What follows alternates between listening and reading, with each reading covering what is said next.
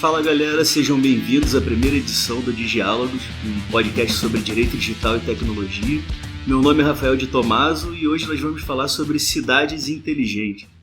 Nosso convidado é meu amigo Fábio Scopel Vanin, advogado, professor, coordenador do curso de Direito do Centro Universitário da Serra Gaúcha, ex-secretário municipal de Urbanismo de Caxias do Sul, autor do livro Direito e Política Urbana, Gestão Municipal para a Sustentabilidade e sócio do escritório Vanin Advogados.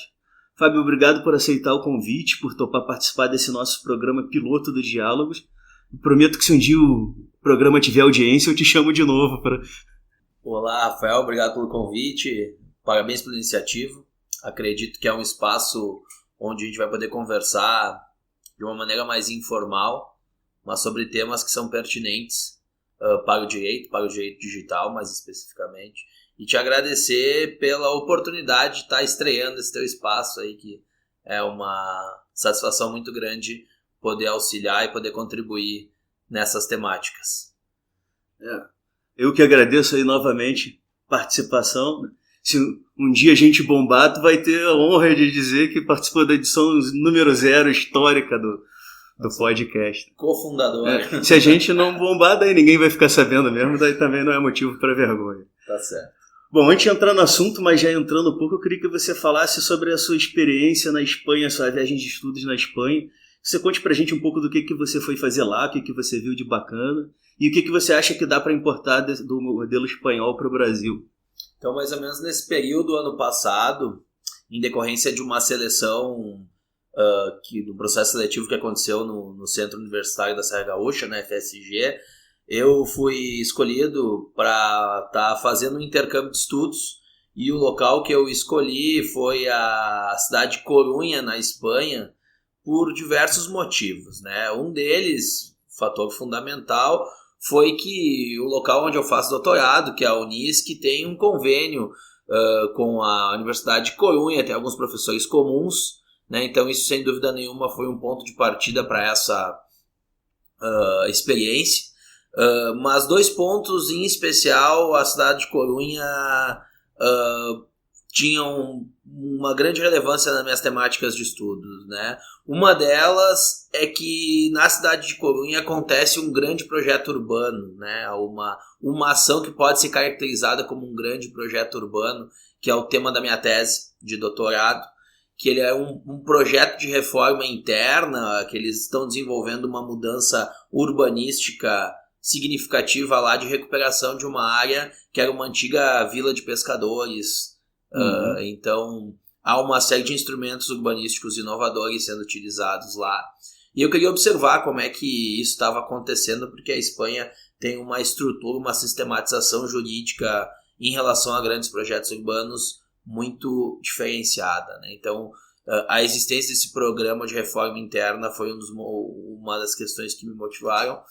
E a outra porque Corunha é referência em Smart Cities, né? E o Centro Universitário da Serra Gaúcha tem se preocupado muito com a temática inovação em todas as áreas do conhecimento, né? Então, quando eu vi que um local que eu tinha professores conhecidos, que tinha um exemplo de aplicação de instrumento de grande projeto urbano e que ainda trabalhava inovação em cidades, né? Isso foi definitivo para mim ir para lá. A minha estada foi na Universidade da Corunha, né?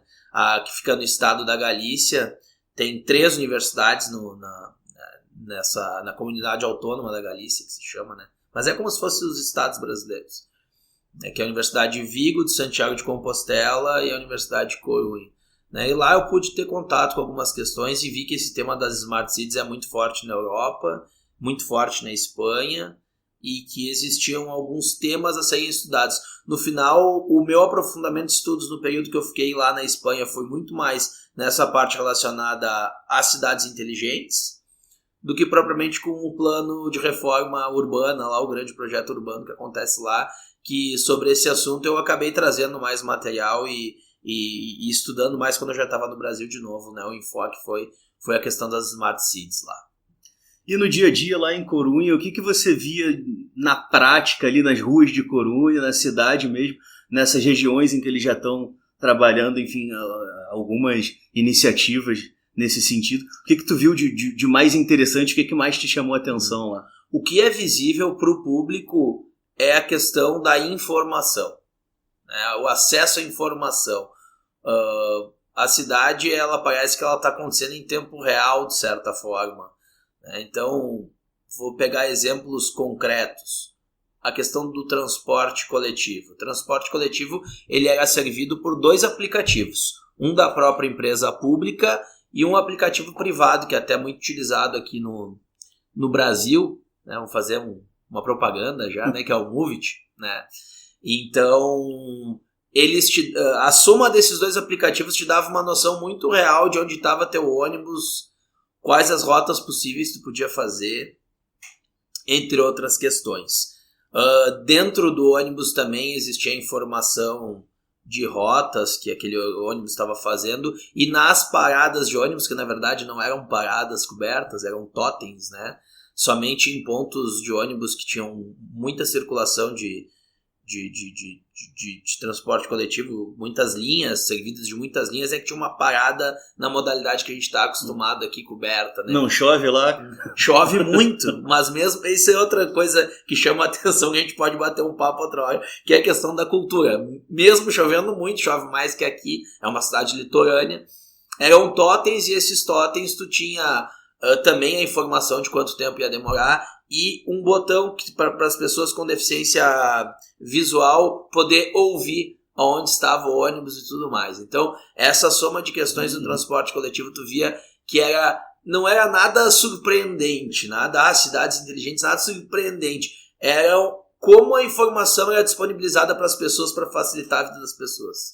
Essa questão da acessibilidade é bem forte quando se fala em Smart Cities, na verdade. É muito forte, porque a tecnologia, ela propõe soluções melhores e mais baratas, né? Que tu não precisa investir em grandes infraestruturas urbanas, né? Em outros pontos também, o tema Smart Cities, inegavelmente, ele está muito ligado à pauta da sustentabilidade, né? Então, redução de custos com energia. Então, a gente via que a Casa da Água, que era a empresa que cuidava da questão da água e do saneamento lá de Corunha, ela tinha uma espécie de totem, assim, que informava a população das condições da água, das condições do ar, das condições ambientais da cidade, né? Então, tu passava na frente, tinha sempre aquele totem passando, e depois, quando tu observava todo o plano de cidades inteligentes, tu via que aquilo estava dentro desse circuito.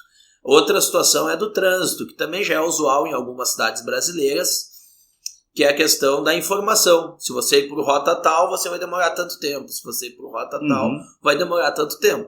A gente teve até aqui em Santa Catarina, não me lembro a cidade, uma iniciativa que eles buscaram dados junto com o Waze para reformular o trânsito na cidade. Eles tinham uma situação numa área que o trânsito era bem complicado, e a partir desses dados gerados pelo Waze, eles conseguiram minimizar o problema. Esse exemplo, fazendo um parênteses aqui, um pouquinho de Corunha, depois eu volto a falar algumas outras coisas, em especial a relação com os carros elétricos, entre outras situações, mas seguindo nesse parênteses que tu abriu, em Santa Catarina houve a obra de infraestrutura urbana orçada para esse município, se eu não me engano é Joinville, ela era significativa. E com os dados do Waze, foram alguns tachões no chão, inversão de algumas vias de trânsito, e se sanou um problema de congestionamento que era bem grave. Então isso, sem dúvida nenhuma, é um baita exemplo do uso da inteligência, né, de ser uma cidade inteligente.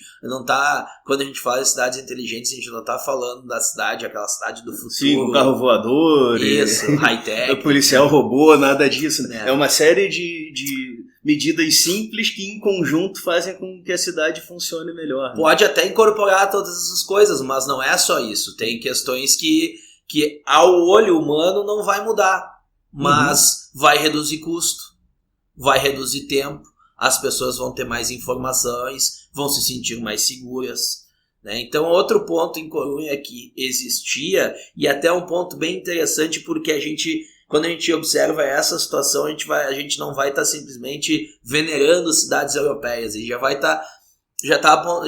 esse exemplo ele é positivo, mas ele aponta para um problema.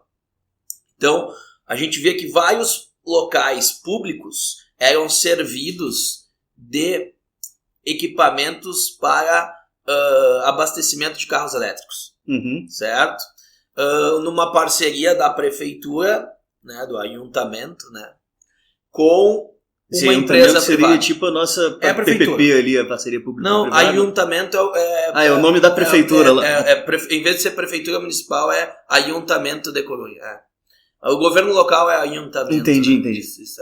Então eles tinham uma cooperação público-privada com uma empresa privada, grande empresa, que daí essa empresa alocou em alguns pontos bem movimentados de Corunha equipamentos para que os carros elétricos pudessem ser reabastecidos no próprio espaço público. Então a gente já tem uma questão, né, de mudança do espaço público. Então tu caminhava em alguns locais e tu via que tinha aquelas locais para reabastecer.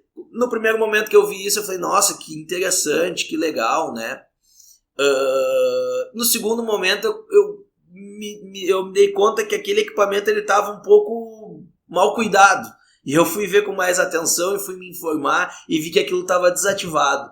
Então foi uma coisa que durou, uma parceria que durou um bom tempo entre a prefeitura e a empresa privada, e depois que terminou a parceria, não houve êxito na renovação. Não se sabe por quê, houve troca de governo, lá pelo que eu li na internet, enfim, nos jornais da localidade, e aqueles equipamentos ficaram no espaço público.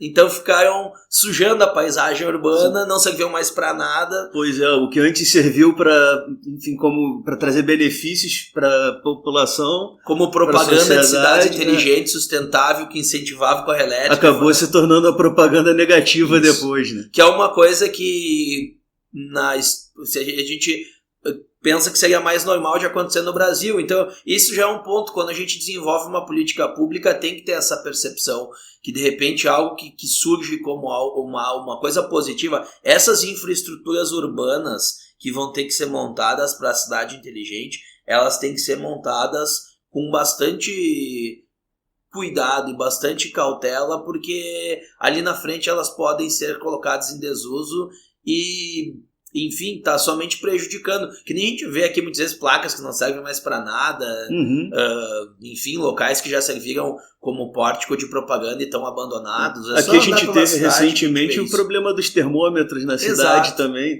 que por um problema com a empresa que prestava serviço para a prefeitura, ficou um bom tempo, os termômetros aqui ficaram abandonados.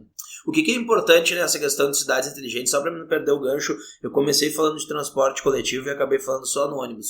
O que se verifica lá também é que o seguinte, a inteligência dos aplicativos ao te explicarem e a forma como a cidade é disposta, eles também te indicam interação disso com caminhada e com bicicleta. E a maior parte dos bicicletários, eles ficam alocados próximos a pontos de ônibus. Em várias cidades agora com patinete elétrico também. Também. Aqui em Florianópolis já tem, por exemplo. E o mesmo cartão que tu pega o ônibus é o cartão que tu pega a bicicleta.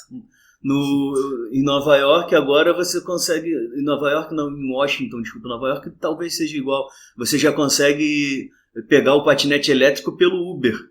Pelo mesmo aplicativo ele já mostra a localização, já faz o pagamento, tudo pelo próprio Uber, né? Já tem uma integração de iniciativas de transporte no mesmo aplicativo. É muito interessante, isso é muito importante, né? Então o que é legal da Espanha é que essa ação é uma ação que não é isolada da cidade de Corunha. Inegavelmente a cidade de Corunha ela tem um destaque como Smart Cities, tem financiamento da União Europeia, tem uma série de questões, né? Ele vem de um plano nacional de cidades inteligentes do governo da Espanha, do governo federal, que incentiva as cidades a se utilizar da tecnologia da informação para melhorar a vida dos cidadãos e para se tornar destinos turísticos inteligentes. A gente tem notado, a gente está falando bastante de Europa e eu acho que isso não é por acaso, né? A Europa tem levado a sério essa questão, não só na implementação, mas também no planejamento e tem buscado se tornar uma referência em cidades inteligentes. Claro que tem várias outras, na Coreia, enfim, até aqui no Brasil mesmo, Campinas é uma cidade que se diz que é uma das nossas cidades mais inteligentes, mais até do que as capitais, né? Mas... enfim, voltando aqui um pouco à Europa, a Universidade Técnica de Viena, na Áustria, ela desenvolveu um modelo de cidade inteligente para servir como guia para as cidades que queiram botar em prática uma iniciativa nesse sentido.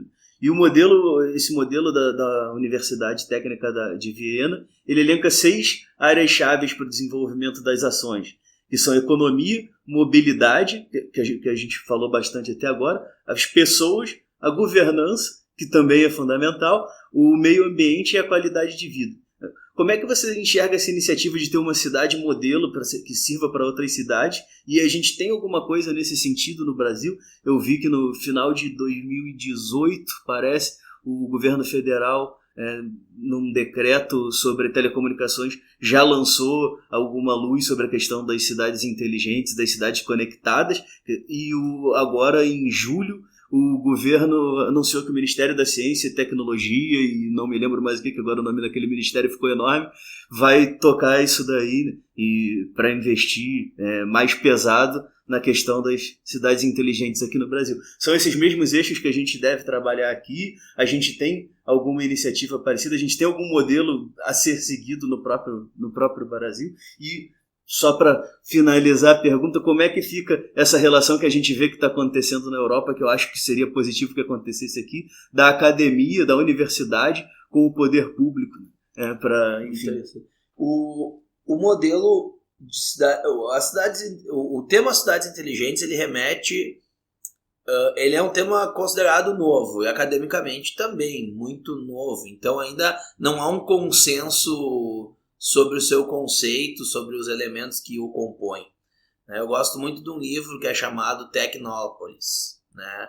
É do Manuel Castells, e eu não lembro agora o nome do outro autor que escreveu com o Manuel Castells esse livro. Manuel Castells, que até agora é ministro da Educação Superior na Espanha, recentemente nomeado, né?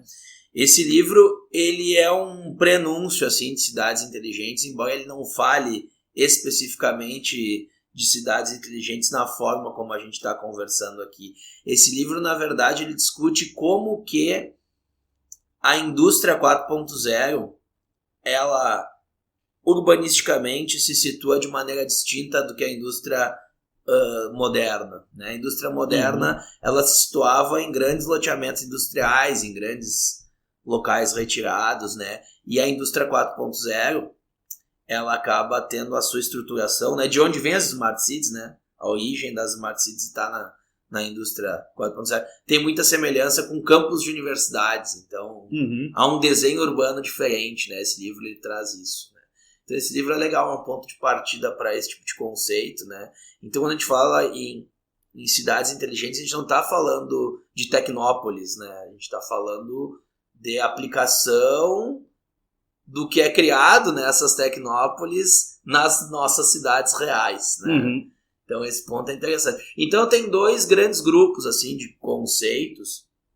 Um que vai linkar só a questão do uso da tecnologia, né? As cidades inteligentes é o uso da tecnologia, né? E o outro que vai se preocupar com a questão para além da tecnologia, né? Não é simplesmente aplicar a tecnologia, é aplicar a tecnologia para garantir qualidade de vida, para garantir aspectos ambientais, mas aspectos sociais, mais ou menos como da escola de Viena que tu citou, né? Esse segundo conceito é o que está ganhando espaço, né?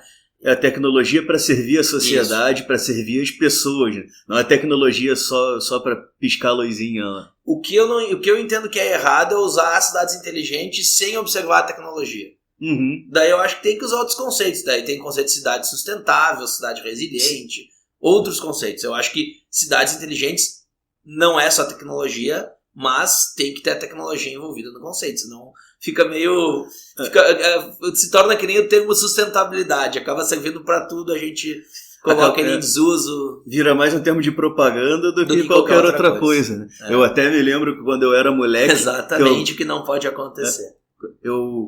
Antes de existir o Word, o Office, a gente usava um programa chamado WordStar, na minha época de moleque. E esse programa chamavam ele de um software burro, porque ele não reconhecia o mouse na época.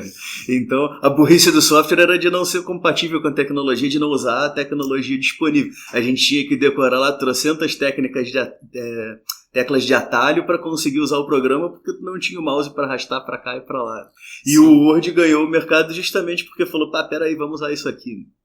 E então é isso, né? Tecnologia para qualidade de vida, utilizar a tecnologia para melhorar A vida das pessoas estão, né, do ponto de vista conceitual, isso, né? A Europa, ela tem diretrizes do direito comunitário da União Europeia, como acontece em várias áreas do conhecimento, como a questão do direito da informação, questão da lei de proteção de dados, que tu és especialista, né? Então, a gente, assim, na Smart Cities também tem algumas diretrizes que vêm da União Europeia. E quando eu fiz alguns artigos no período que eu fiz 2 artigos no período que eu estava na Espanha, que ainda não publiquei, não dei seguimento nisso, mas quando eu levantei a bibliografia brasileira na época, basicamente na área jurídica, o que se falava de Smart Cities era direito digital, que acho que um dos pontos do conceito que tu trouxe é governança, né? Isso aí. Então, basicamente, democracia digital, tá? O que tinha, não que não se reconhecesse que há outros desdobramentos. Sim, mas não se falava nisso. Não, pouco pelo menos se falava nisso. Academicamente, em revistas de qualis alto, enfim, não, né? E a legislação brasileira também tangenciava o assunto. Existia um plano de estratégia nacional, que citou lá de 2017, e agora em 2018, me desculpa, e agora em 2019, sim, que o tema veio, o governo regulamentou, criou um decreto e creio que vai acontecer algum avanço nesse sentido. Porque aquilo, eu repito, o que é importante na Espanha é que isso é uma estratégia industrial do governo da Espanha. Tá? Do governo, quando eu digo governo da Espanha, é o governo federal da Espanha.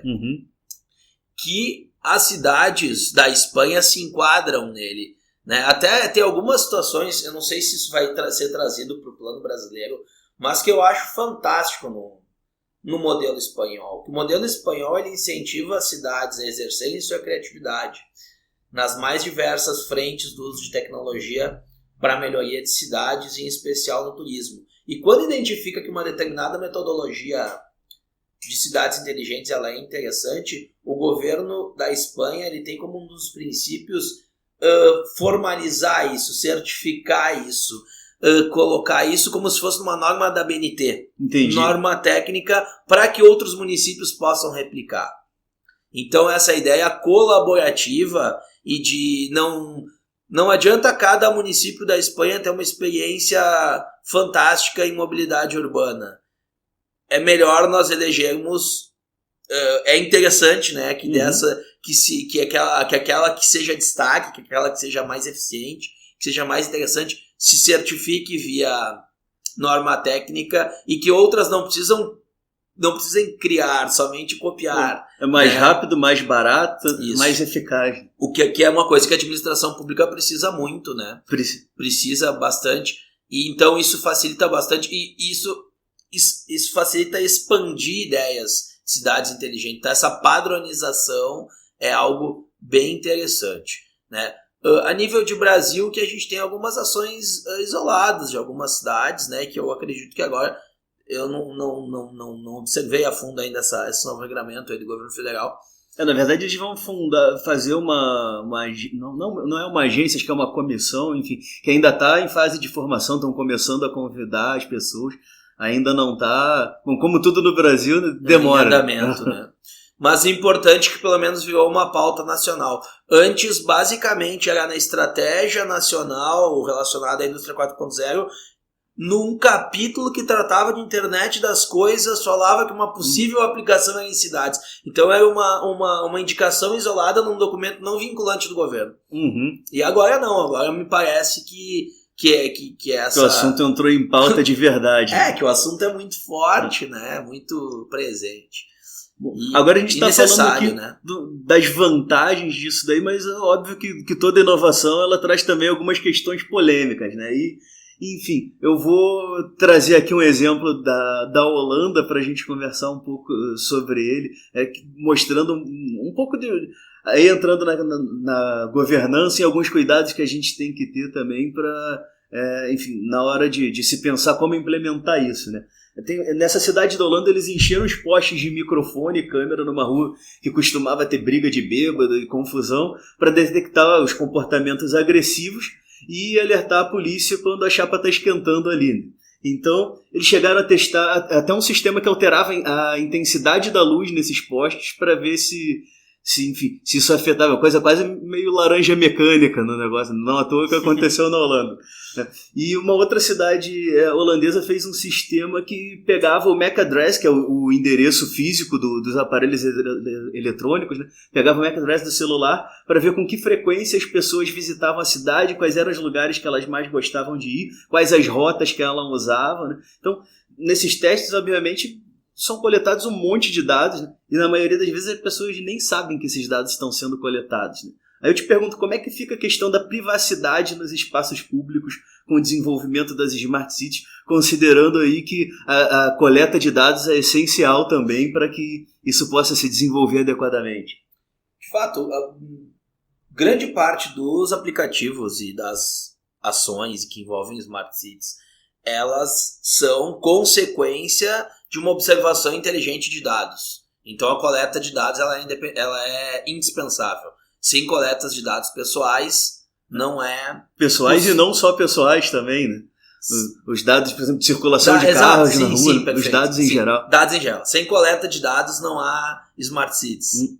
Acho que dá para dizer isso. Tá. E na Europa se viu uma preocupação muito grande com esse tema.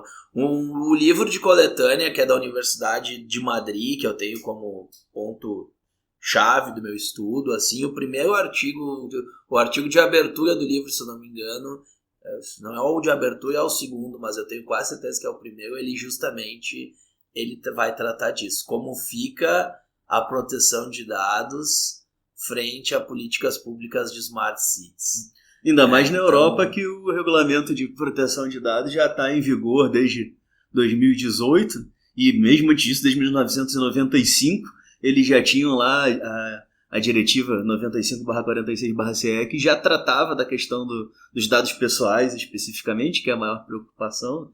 Então, o que aqui é uma novidade. Bem no nível de opinião, eu entendo que as facilitações que a tecnologia proporciona, ela não é um argumento suficiente para violar a privacidade das pessoas. Né? Porque, enfim, né, a gente tem muito aquela vinculação do pensamento de ditadura com situações de nazismo, comunismo, essas coisas, né, ditadura militar, enfim. Inclusive, mesmo que hoje se coletem esses dados com uma, enfim, com um objetivo lícito, com um objetivo do bem social mesmo, esses dados vão ficar guardados lá, né? Não se sabe como eles vão ser usados daqui a 20 anos. É isso que eu tô tentando, é isso que eu tava comentando, que a gente fala dessa questão, porque a democracia também pode utilizar esses dados para exercer totalitarismos assim, em relação às pessoas, pensando naquele aspecto mais negativo, né? Então, como que isso pode se voltar contra os cidadãos que liberam seus dados e as suas informações, né? E isso pode ser mal usado pelo Estado. Então eu tenho uma certa preocupação com esse avanço sobre a privacidade das pessoas. Eu acho que isso tem que ficar bem claro, né? Porque a mesma tecnologia que protege, né? A tecnologia que pode prejudicar. Né? A mesma situação acontece quando a gente observa as consequências dessas políticas de Smart Cities, né? Então, mesmo a tecnologia que inclui, ela exclui. Teve uma jurisprudência que eu tive acesso de uma decisão em Indiana, né? No estado de Indiana. Eu não sei se a cidade é Indianápolis, eu acho, né? Eu não lembro agora que cidade era, mas eu tenho certeza que era do estado de Indiana, porque era a nível de tribunal estadual nos Estados Unidos. A decisão judicial, ela foi as pessoas, o Ministério Público lá entrou na justiça questionando uma política pública feita pela prefeitura daquela cidade, do estado de Indiana, a partir de uma parceria com a IBM. Vão fazer propaganda aqui também, né? Não, aqui é que nem, segunda propaganda. É que nem livro do Stephen King, pode botar as marcas, se não tiver a marca que ele inventa um. Então tá bom. Então a IBM, inclusive, que é uma se a IBM quiser patrocinar o programa um dia, né, a gente nem pede patrocínio, nem tá formalizado, mas se um dia a gente for ter patrocínio, a gente aceita de boas. A IBM que, aliás, transformou o termo Smart Cities uma das áreas de atuação fortes, né? No Brasil acabou ficando muito linkado o nome, né? Ligado o nome do Smart Cities com o nome da IBM. Mas enfim, só terminando o raciocínio, o que aconteceu em Indiana? Nos Estados Unidos também existem políticas voltadas para a população de maior vulnerabilidade social, né? De repasse de alimentos, de vale-refeição, de vale médico, enfim, algumas coisas nesse sentido. E o governo, nessa parceria de Indiana com a IBM, isso não ia mais se dar, o contato da população com essas políticas, o acesso a essas coisas, iam se dar a partir de totens inteligentes, né, feitos pela IBM, e a população não gostou nem um pouco disso, porque, assim como no Brasil, eu acredito que as pessoas com mais vulnerabilidade social nos Estados Unidos vão ter mais dificuldade de ter acesso à internet, vão ter mais dificuldade de manusear esse tipo de aplicativo. E isso acabou sendo impeditivo para a realização, para a concretização da política pública, né? No fim, o que aconteceu? A prefeitura começou a sofrer muitos protestos da população para acabar com isso e retomar o atendimento presencial, né? E a própria prefeitura daí denunciou o contrato da IBM na justiça, dizendo que a IBM não tinha entregue o que tinha se comprometido. No fim, criou a controvérsia judicial não é da população contra a prefeitura, é da prefeitura contra a IBM, que como a política pública não teve êxito, acabou querendo discutir o contrato na justiça. E no fim, a decisão é meio proporcional, reconheceu parte de culpa da prefeitura e parte de culpa da IBM. Mas aqui o que acontece para o efeito Smart Cities não é a controvérsia judicial em si, mas o fato de que nem toda política pública é passível de ser informatizada, é passível. Nem sempre vai ter uma melhoria na prestação do Estado a partir do momento que tu vai se valer das tecnologias inteligentes. Então a gente não pode trabalhar também numa perspectiva idealista. Eu entendo que tem o município, o Estado, a União, tem muito mais a ganhar do que a perder se valendo das suas políticas públicas. Mas tem que escolher bem onde vai aplicar e qual que é a consequência disso. Tem um exemplo simples de empresas privadas, quando acaba com o atendimento presencial e cria o 0800, né? Aquela maldição do 0800. Que não resolve os problemas. Se fosse para resolver os problemas, e tem casos que tem 0800 que funciona muito bem, né? Tem atendimentos remotos. Eu não me lembro de nenhum, mas deve ter. Não, tem atendimentos remotos que são bons, né? Eu acredito que tenha. Eu já devo ter sido bem, eu não lembro também, porque a gente lembra o ruim, né? Mas com certeza existe, né? Coisas que tu resolve, né? Mas é essa questão também, né? Tem que ficar muito claro nessas ideias de Smart Cities, que ela tem vantagens, mas tem desvantagens. É aquilo que é pro bem pode servir para ser uma destruição da tua privacidade. Aquilo que é para incluir mais pessoas pode excluir também. Então, essas questões têm que ficar muito claras. Essas questões têm que ser muito claras quando se toma a decisão de ir para esse tipo de política pública. Foi até legal você ter trazido esse exemplo da parceria ou da semi-parceria da IBM com... Era uma acho que provavelmente foi um processo licitatório que a IBM ganhou lá. Enfim. Que tem uma outra questão que eu quero trazer aqui também, que fecha com essa daí, que é um caso famoso que também ocorreu na Holanda, de uma empresa chamada CityTech, que ela administra lá, ou administrava, não sei se o contrato ainda existe, 2.000 estacionamentos, 30 mil sinais de trânsito e 500 mil postes de luz no país, né? E mais ou menos uns 5 anos atrás, essa empresa se recusou a compartilhar com o poder público os dados que esses sensores colocados nos postes de luz coletam, né? E a alegação deles, a desculpa, é que não queria que os concorrentes tivessem acesso. Então, como é que a gente resolve esse conflito entre interesse público e interesse privado, considerando principalmente que aqui no Brasil, sem parceria pública-privada, não dá nem para se pensar em cidades inteligentes, né? Como é que a gente concilia esses interesses? Eu entendo que é uma preocupação que ela ganha uma dimensão muito maior quando a gente está tratando de assuntos relacionados à tecnologia. Tá? Mas que a precaução é a mesma de qualquer contratação pública. Tá? A contratação pública, o problema da contratação pública é que ela é mal feita. né? O resultado você viu na Espanha, né? Dos abastecimentos de Exato, a gente pode, para não carro ficar elétrico. aquele discurso anti-tupiniquim, Que né? só no Brasil dá errado. Isso, não, tem lá. Esse Pô, é um e o que exemplo. eu trouxe é o da Holanda também. Que quando o país, o Brasil, começar a avançar nessas políticas públicas em escala, ele tem que ter atenção para essas coisas. Vamos supor, eu e tu, Rafael, temos uma empresa que tem uma solução igual essa da Holanda. A gente tem uma solução para os semáforos de Caxias, que também são um tema que pode ser tratado a fundo num podcast. Fazer um programa só para isso. A gente chega lá como bons samaritanos, né? Você dizendo, não, a gente vai instalar isso em todas as sinaleiras da prefeitura e vai solucionar o problema, né? O prefeito, a pessoa que estiver à frente vai dizer, nossa, esse pessoal dessa empresa vai vir aqui e vai colocar de graça e vai resolver o problema do tempo das sinaleiras. Quando o que a gente quer é informação, né? Então, o poder... pior, né? Faz como o Google, que me deu 100 GB grátis durante um ano, eu enchi aqueles 100 GB de coisa lá, daí daqui a pouco ele vê, o teu 100 GB acaba agora dia tal de setembro, se tu quiser continuar, tem que pagar. Daí vai ficar que nem aconteceu lá em Corunha, as coisas. Então, a informação que é do poder público, aquela de propriedade do poder público, essa informação pública, isso tem que ficar extremamente claro.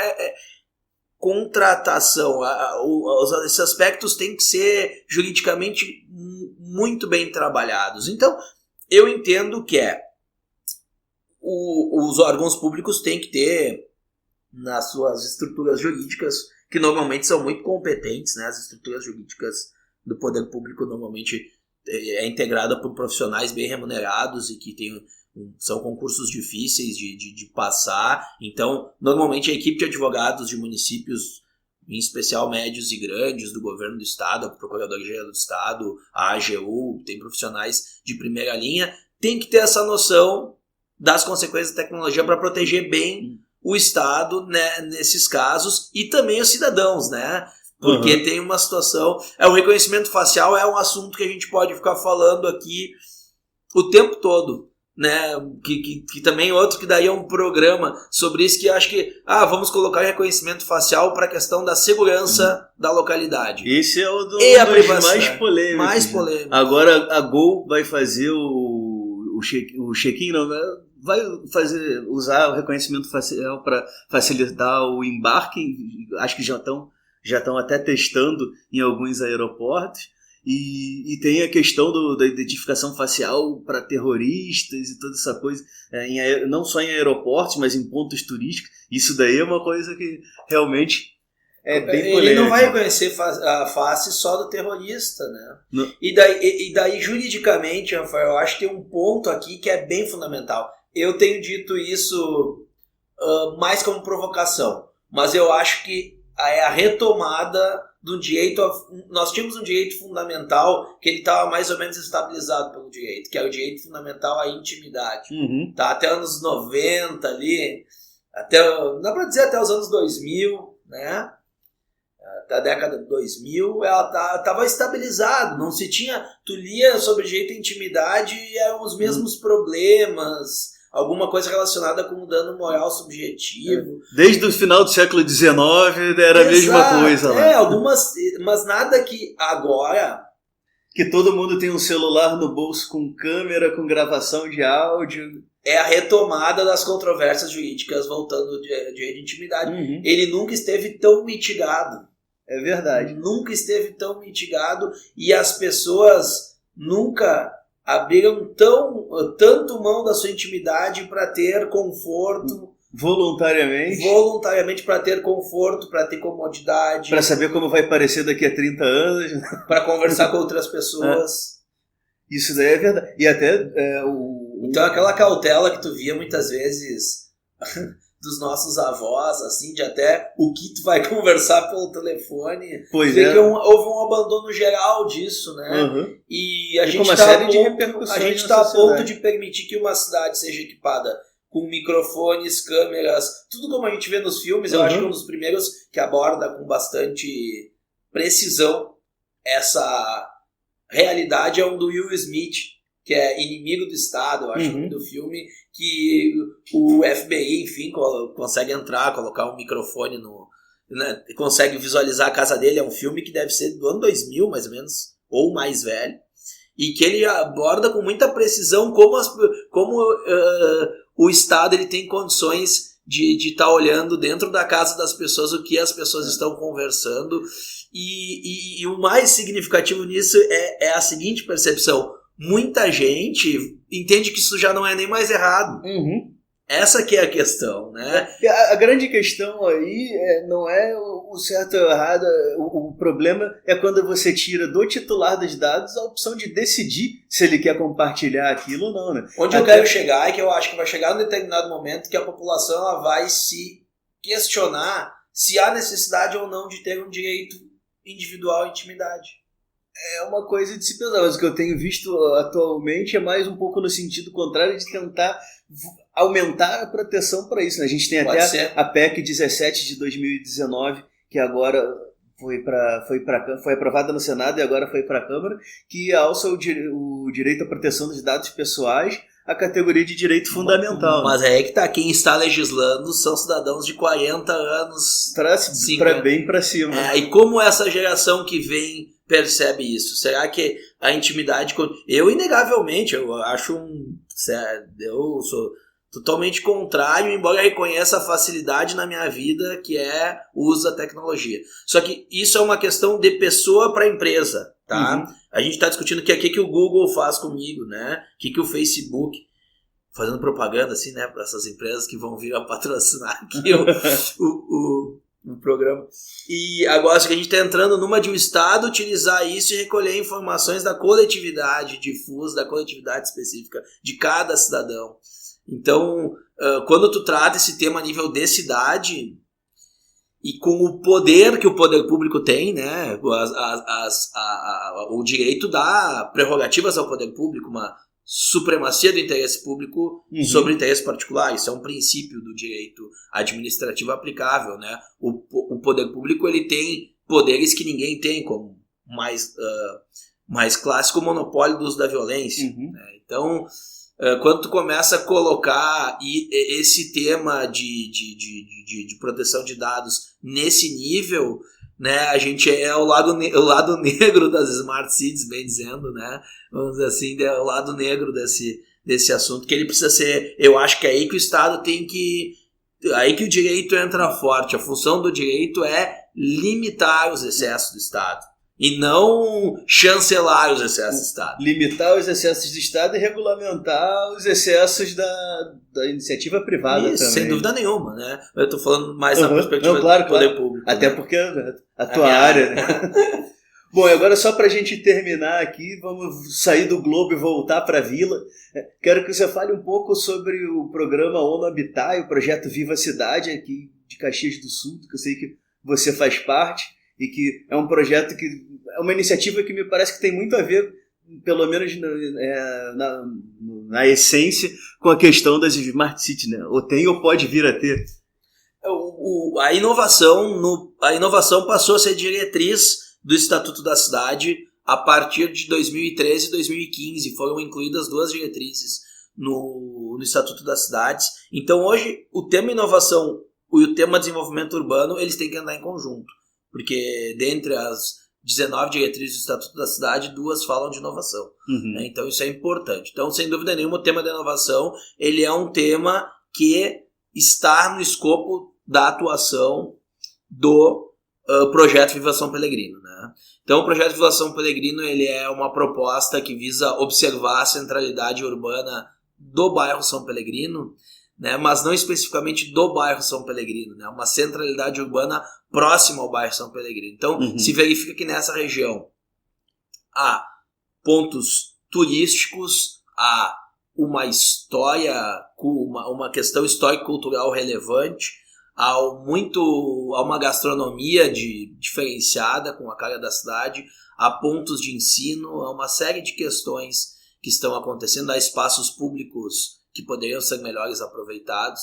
E a proposta do projeto Viva São Pelegrino é está observando esse local como centralidade. Nas primeiras 2 etapas, que se encerraram agora no final de 2019, elas visaram desenvolver estudos, pesquisas e principalmente mobilizar a população.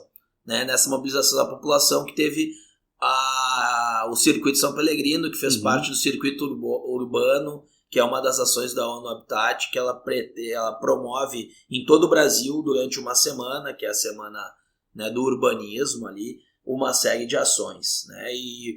E sem dúvida, o Trinopolo é um dos parceiros, né, do projeto Viva São Pelegrino, porque a gente entende que pode essa região ser uma região onde vai se aplicar algumas tecnologias. Tem uma pequenininha que já está aplicada ali, que foi quando a inauguração da Praça do Trem, da Praça das Feiras, outra futuro patrocinador, a Bitcoin, né?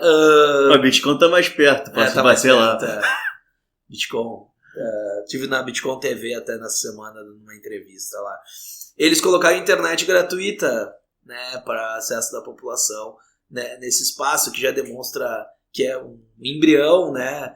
Porque a base fundamental quando se fala em Smart Cities, já voltando, né, é a questão da infraestrutura. Se não tem fibra ótica, se não tem velocidade de internet, não adianta falar nada disso. Né? Uma das previsões, inclusive, do decreto que trata sobre isso é o fornecimento de internet gratuito à população. Então, o projeto Viva São Pelegrino, ele tem sim essa veia de inovação também, né? Tá atenta ao modelo de Smart Cities, porque propõe uma centralidade, propõe um grande projeto urbano sem fazer uso dessas ideias, vai estar distante da contemporaneidade, né? Vai estar distante das ideias atuais, né? O que se pensa de desenvolvimento urbano sustentável, assim, né? Concretamente sustentável, é modais de transporte, locais para caminhada, acesso à informação. Então, está no contexto de Smart Cities, né?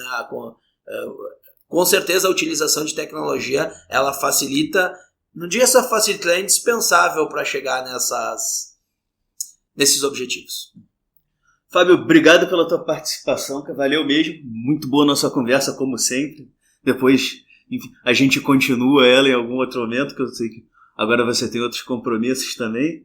E para quem está ouvindo até o fim, cara, espero que vocês tenham gostado desse nosso primeiro episódio. Já convido vocês para acompanharem os diálogos e para mandarem feedback, sugestão de tema, declaração de amor, qualquer coisa que queiram para o e-mail podcast@digialogos.com.br. Só não manda spam porque eu não compro nada de empresa que fica me aborrecendo. Por hoje é isso aí, um forte abraço e até a próxima.